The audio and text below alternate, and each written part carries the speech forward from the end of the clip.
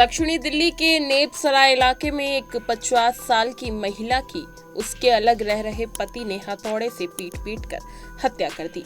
पति बिहार से साधु का वेश धारण करके आया था। 60 साल के आरोपी प्रमोद झा उर्फ पप्पू ने बुधवार तड़के अपनी पत्नी किरण झा पर उनके घर के अंदर हमला किया।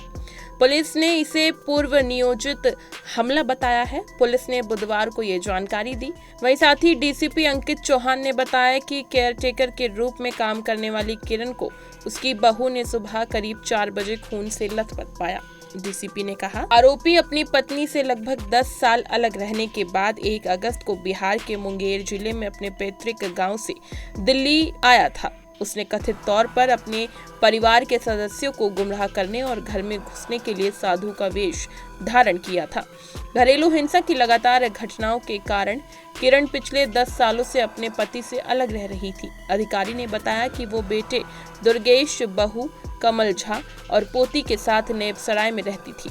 उन्होंने बताया कि दुर्गेश बिहार के दरभंगा में एक माइक्रो फाइनेंस कंपनी में काम करता है। अधिकारी ने कहा, प्रारंभिक जांच से पता चला है कि आरोपी के पास आय का कोई स्थिर साधन नहीं था और उसने अपनी पुश्तैनी संपत्ति बेच दी थी।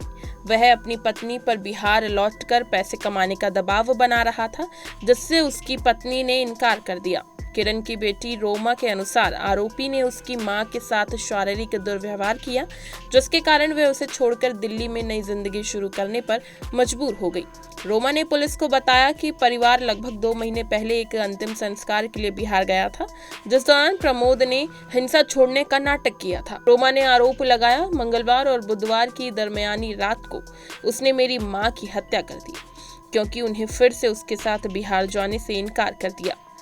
पुलिस ने कहा कि किरण के कमरे में एक हथौड़ा मिला है, जिसके बारे में माना जा रहा है कि हत्या में इसी का इस्तेमाल किया गया था। घर में सामने लगे दिल्ली सरकार के सीसीटीवी कैमरे की फुटेज के अनुसार प्रमोद रात को 12:50 पर कपड़े बदलने के बाद घर से निकलते हुए देखा जा सकता है। अधिकारी ने बताया कि पुलिस ने आरोपी की तलाश शुरू कर दी है। डीसीपी का कहना है कि उसकी गतिविधियों का पता लगाने के लिए रेलवे स्टेशनों और बस टर्मिनलों पर टीम भेजी गई है। वहीं साथ ही उन्होंने आगे कहा कि आरोपी को गिरफ्तार करने के लिए कई सुरागों पर काम किया जा रहा है। दक्षिणी दिल्ली के नेपसराय में 60 साल के शख्स ने साधु का वेश धारण कर अपनी 50 साल की पत्नी की हथौड़े से हत्या कर दी। दोनों 10 साल से अलग रह रहे थे। आरोपी ने पत्नी पर बिहार लौटने का दबाव बनाया, जिस पर महिला ने इनकार करा और आरोपी पति ने हमला कर दिया। इस खबर पर आपकी क्या प्रतिक्रिया है, हमें कमेंट सेक्शन में जरूर बताएं और इसी तरह की तमाम खबरों को जानने के लिए बने रहिए हमारे साथ और देखते रहिए पंजाब केसरी दिल्ली।